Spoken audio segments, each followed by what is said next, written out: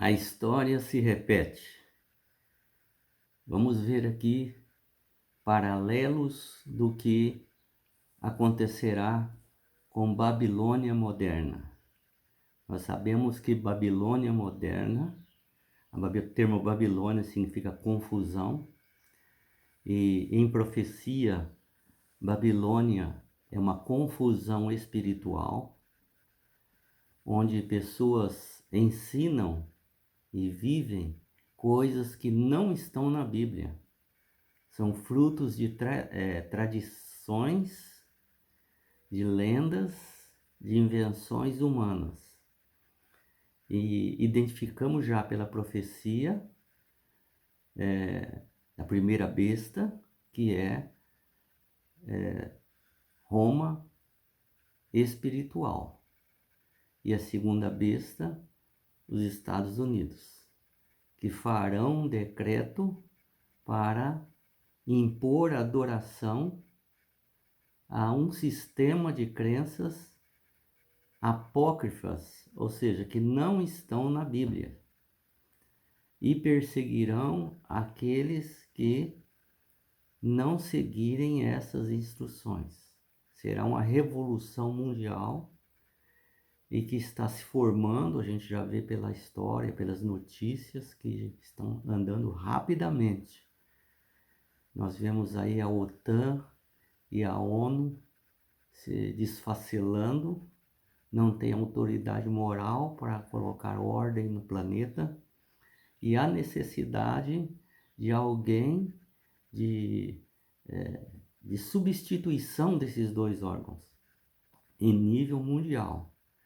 E sabemos que este poder será um poder político espiritual, ou seja, Roma espiritual, que contará com o apoio dos Estados Unidos.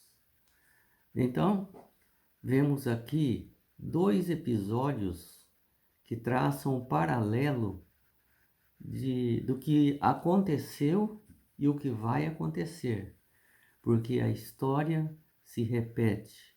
Deus está no comando de todas as coisas, não impondo o que vai acontecer, mas Ele já sabe o que vai acontecer. E Deus conduz muitas coisas para o próprio bem das pessoas e das nações. Entretanto, como há liberdade para se escolher, nem sempre se escolhe aquilo que é bom, e acabam tendo regimes de nações extremamente fora daquilo que Deus planejou para o planeta Terra. Porque Deus criou o planeta Terra, colocou tudo que a sua criação aqui, não para ser um caos do pecado, mas que houvesse abundância de vida e vida eterna. Então nós vemos aqui o secamento do rio Eufrates. Existem duas menções dessa na Bíblia. A primeira fala em relação ao domínio e à conquista dos medo-persas em relação à Babilônia histórica, onde eles desviaram o curso do rio Eufrates, que passava no meio da cidade de Babilônia, levando riquezas, proteção, e poderia até cercar eles plantavam e tudo. A Babilônia era grande, muros intransponíveis, duplos e tão largos que poderia andar carruagens em cima de cada um. Então ninguém podia entrar ali, mas uma antiga rainha babilônica, Nitrócris, ela foi fazer um melhoramento nas estradas, nas rotas que conduziam à Babilônia, e em determinado momento ela desviou o trecho do rio para os pântanos. Isso longe de Babilônia. E o rio Eufrates ele é muito grande. e os trabalhadores puderam trabalhar em paz ali e consertaram a cidade, sem que o rio atrapalhasse. Acontece que Ciro percebeu que poderia fazer a mesma coisa. Se ele secasse o rio Eufrates nas proximidades de Babilônia, então não precisariam transpor os muros, mas entrariam na parte seca do rio e dominariam a cidade de surpresa. Então, o secamento do Eufrates em nível de Babilônia antiga tem uma relação direta com o rio, o secamento do rio Eufrates na Babilônia moderna citada em Apocalipse. Ou seja, não há no Apocalipse um rio literal, mas águas em profecia significa povos. Então hoje, Babilônia moderna, ela se mantém pelo apoio político, governamental das nações para mantê-la em paz, tranquila, poderosa, fazendo o que quer. Mas chegará um momento em que esse rio secará, ou seja, esse apoio popular político secará devido a muitas coisas que acontecerá antes das 7 pragas. Então, Babilônia será invadida, destruída, quando esse apoio global desaparecer, e desaparecerá de uma maneira muito rápida, assim como foi o secamento do rio Eufrates, que não foi fácil fazer, mas foi rápido entrar. E acontecerá a mesma coisa. Em uma só noite, Babilônia, que estava festejando ali com seus principais, seus grandes, foi dominada pelos medo-persas e destruídas. Veja que interessante que lá, a Babilônia era muito grande, lá no centro da cidade de Babilônia, ninguém nem estava sabendo disso. As pessoas que não estavam participando da festa, nem ficou sabendo que todos os seus líderes foram mortos, eles estavam bêbados, eles estavam festejando, eles foram mortos. Então eles estavam desprevenidos e os medo-persas foram invadindo a cidade e matando as pessoas e conquistando a cidade. E veja que eles estavam se entregando aos prazeres, né? É o que acontecerá e está acontecendo hoje com Babilônia, interpretando o mundo como Babilônia e Roma espiritual como Babilônia. Prazeres, não se fala nada. Com relação aos pecados dos seres humanos, não se fala quase nada. Se fala dos pobres, que os pobres precisam comer, e não se fala nada de que precisamos nos preparar para a volta de Jesus. Acham que estão seguros. Então veja que o paralelo entre as últimas 7 pragas e a história que está em Apocalipse e a história da queda de Babilônia literal e Babilônia espiritual. Veja que interessante aqui em Daniel 5, que fala: chamaram Daniel para traduzir o que aquela mão estava escrito na parede, estava escrevendo na parede, e Daniel disse: Deus deu poder a teu pai Nabucodonosor. Na realidade não era pai, né? Era avô. Porém seu coração se elevou, falando para Belsazar. foi derrubado de sua glória em forma de animal. O avô dele, né, Nabucodonosor, que se tornou um animal, né, como se fosse um animal, porque ele estava muito orgulhoso e prepotente, até que reconheceu a soberania de Deus. E você, Belsazar, sabendo disso, não humilhaste. Antes, você e seus convidados estão usando em orgias os utensílios sagrados do templo. Da parte de Deus foi enviada aquela mão que está escrevendo e dizendo: Fostes pesado na balança e condenado. Seu reino cairá em duas partes. Hoje ainda entrará aqui os medos e os persas e tomarão o seu reino. Sabe, às vezes a gente precisa e é necessário discernir os tempos para ver a que altura estamos das profecias. Mateus 24, 42, Jesus diz: Portanto, vigiem, porque vocês não sabem o dia em que virá o Senhor de vocês. Porém, considerem isto: se o pai da família soubesse a que hora viria o ladrão, vigiaria e não deixaria que a sua casa fosse arrombada. Então, é o que aconteceu com Belsazar, com o povo.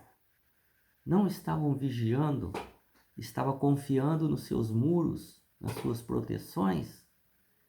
Babilônia também estará confiando no seu poder, na sua riqueza, na sua luxúria, no apoio das nações.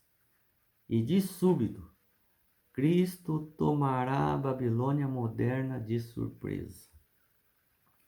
O mundo ficará surpreso, o mundo pecador, não porque não sabia o que ia acontecer, porque eles sabiam, foi pregado as 3 mensagens angélicas, mas porque ficaram surpresos por não acreditar que escolheram a parte errada. E aconteceu mais rápido do que eles imaginavam. Então, o Apocalipse diz: Feliz o que vigia e guarda suas vestes, ou seja, as vestes que cobrem a nossa vergonha, o nosso pecado, que é a graça de Jesus Cristo, para que não se veja a sua vergonha. Também outro fato que tem um paralelo é o Ciro, né? O Ciro. Veja que Ciro é aquele que entrou ali dentro das muralhas, né? Os medo-persas. E logo que ele entrou, ele saqueou a cidade de Babilônia e o cativeiro de todos os hebreus que ali estavam chegou ao fim, porque ele fez um decreto para libertar o povo hebreu da escravidão e retornassem a Jerusalém, a terra prometida, para reconstruir o templo. Mas é interessante que, como isso aconteceu, Ciro, por que ele fez esse decreto? Então diz que a Babilônia caiu no ano 538 a.C. E segundo Crônica diz que estava profetizado já 150 anos antes, em Isaías 44 e 45, diz que Ciro é o meu ungido. Veja, 150 anos antes de Ciro nascer. Ciro é meu ungido, ele livrará o meu povo, que voltará e será libertado da escravidão e voltará e reconstruirá o templo de Jerusalém, que estava destruído na época. E quando Ciro ficou sabendo dessa profecia, ele ficou encantado. Falou, como que Deus sabia do meu nome? Sabia que eu iria, através do rio, vencer Babilônia? E então agora eu tenho uma missão que Deus está me dando, de libertar o povo hebreu para voltar para Jerusalém, lá de Judá, que estavam presos ali, né? Estavam escravizados, para reconstruir o templo. E foi o que ele fez. Ele fez um decreto. Aliás, ele fez 3 decretos. O decreto do ano 538 foi aquele que falou assim: vocês vão reconstruir o templo de Jerusalém, porque esta é minha missão que Deus me deu há 150 anos antes de eu nascer. E veja que Ciro era pagão. Como Deus pode falar com uma pessoa de poucas possibilidades de atender a sua voz? Então, muitos poderosos no final dos tempos serão atingidos pela voz do Espírito Santo. E pessoas que menos contamos, que menos damos valor, se converterá e ajudará o povo de Deus nessa grande batalha do Armagedon. Então, o cumprimento dos 70 anos, inclusive ali em Crônicas, diz assim, olha, vencidos os 70 anos, o povo sairá e reconstruirá o templo. Não será um templo igual de Salomão, que foi destruído por Babilônia. Não será. Mas será mais importante do que o templo de Babilônia. Não será tão valoroso, tão rico, com tantas riquezas nele e a grandiosidade? Não. Ele será bem menor. Também bonito, com tesouros, mas não será igual, será inferior. Inferior em estrutura, mas superior em importância. Por quê? Porque o próprio Messias entrará dentro desse templo e frequentará esse templo. Não só o Messias, mas os apóstolos. Então, como que pode? Segundo Crônicas, está lá no começo da Bíblia, praticamente. E o novo templo, segundo os próprios discípulos que contaram ali, que os fariseus declararam que foi construído em 48 anos e ainda estava em melhorias. Acontece que, segundo a Crônicas, segundo os hebreus, a Bíblia hebraica, segundo Crônicas, é o último livro da Bíblia, e não Malaquias. Então, depois que escreveu segundo Crônicas, não se escreveu mais nada, por bastante tempo. E aí vem Jesus e entra nesse templo, construído conforme Ciro havia libertado. Então, Jeremias fala dele, e Daniel entendeu isso, porque Daniel, que traduziu lá, falou, olha, 70 anos venceu já. Então, já está chegando Ciro, que vai libertar o povo. E aí, então, Jeremias 25 fala isso. Que naquela época, de Jeremias, ele prega que Babilônia conquistará Jerusalém. Isso é bem mais antigo, né, Jeremias? E Jerusalém ainda não tinha sido conquistado por Babilônia, mas ele disse que ia ser conquistado e que os sobreviventes seriam levados para a Babilônia e ficariam ali 70 anos. Ao completar 70 anos, eles sairiam dali, que é o decreto de Ciro.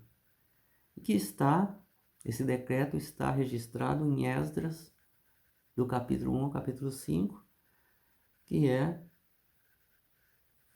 a libertação dos hebreus. Muitos não quiseram ir, mas os que foram, com muito sacrifício, construíram o templo. Assim diz Ciro, rei da Pérsia, esse é o decreto. Está em 2 Crônicas 36. O Senhor, Deus dos céus, me deu todos os reinos e me encarregou de lhe edificar uma casa em Jerusalém. Então, todo o povo de Deus pode subir a Jerusalém, estão livres para reconstruir o templo. E foi nesse templo que Jesus andou, né? Jesus frequentou. É fascinante que Deus tenha usado um rei pagão de maneira tão marcante. O Senhor realizará os eventos finais conforme foi profetizado. Por surpresas de Deus, né? Nem o próprio povo estava imaginando que seria um decreto tão rápido assim. O profeta estava falando, mas eles mesmos estavam desanimados. Nós vemos aqui grandes impérios que passaram, impérios mundiais, né, que dominaram extensões muito grandes, muitos países. Por exemplo, Babilônia, depois vem Medo-Pérsia, depois vem Grécia, depois vem Roma. E a história tem se repetido. Todas têm seu período de prova. Deus convoca as nações para fazer o bem. Coloca profetas, sempre colocou profetas dando a mensagem, mas eles foram, na maioria das vezes, ignorados. E Deus reafirma em Jeremias capítulo 18: no momento em que eu falar a respeito de uma nação ou de um reino, para o arrancar, derrubar e destruir, se essa nação não se converter da sua maldade, as coisas realizarão também com as suas consequências. Mas se converter da sua maldade, da qual eu lhe falei, também eu mudarei de ideia a respeito da qual eu pensava fazer-lhe. No caso, Nínive foi uma dessas. E poderia ser Sodoma também? Poderia ser outras grandes nações, assim como Babilônia? Onde Deus vai dizer, sai dela, povo meu. Sai porque a cidade está condenada. Então Deus dá ainda esse tempo. Foi o que aconteceu com Nínive. Dentro de 40 dias. Por que 40 dias? Poderia ter destruído no mesmo dia? Ou em uma semana? Não. Deu 40 dias para que o povo pudesse se arrepender. E se arrependeram. No tempo de Noé, Deus deu 120 anos. No tempo dos hebreus, Deus deu 40 anos. E assim, Deus dá um tempo para as pessoas decidirem. Mas esse tempo sempre chega ao final. Mesmo que são coisas terríveis as consequências do pecado, Deus pode esquecer, perdoar e mudar a sorte das pessoas. E se ele fizer o que é mal aos meus olhos e não obedecer a minha voz, então eu mudarei de ideia quanto ao bem que ele havia prometido fazer. No caso de Israel, vou te fazer a menina do olho do mundo. Você vai ser o país mais poderoso, mais feliz, mais longevo do mundo, para atrair outras nações para você falar de mim. Mas eles mataram a Cristo, mataram os profetas, não creram. E Deus então reverteu o bem que ele tinha que fazer para o mal. E nós vemos hoje Israel colhendo as consequências, tendo que lutar para viver. Ficou muito tempo sem um lugar para ficar, inclusive. Agora tem um lugar que é onde eles são detestados por todos, não é? Mas Deus chama ainda: converta-se a mim, para que eu mude a vossa sorte. Com os impérios que se sucedem, a história tem se repetido. E eles seguem quase que os mesmos caminhos. Idolatria e o abandono a Deus. Como nação, como pessoa, cada um de nós podemos voltar atrás, reconhecer nosso erro, pedir perdão e ser perdoado. Como nação, igualmente, mas é muito mais difícil. Então, cada um diz: guarde as suas vestes, vigiem, guarde as suas vestes, a graça que você recebeu, para que você não seja condenado, ou seja, para que você não enfrente o dia do juízo nu e apareçam as suas vergonhas, os seus pecados.